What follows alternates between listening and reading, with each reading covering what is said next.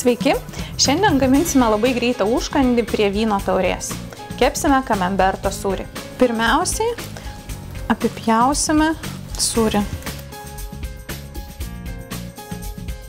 Į įpjautas sūrio ertmes prikišiu česnako, smulkiai supjaustyto, ir šviežią čiobrelį.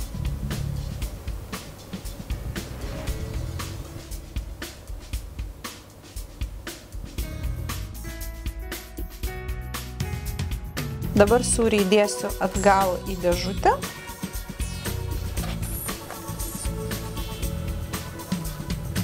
Sūrį apipurkšiu alyvuogių aliejumi ir apibarstysiu džiovintais čiobreliais. Sūrį apie 10 minučių kepsiu 180 laipsnių įkaitintoje orkaitėje.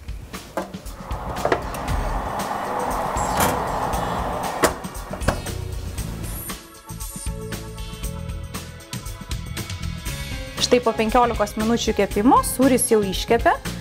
Dabar tą viršūnėlę reikia nuimti. Ir galima skanauti su šviežia duona arba su duonos pagaliuku.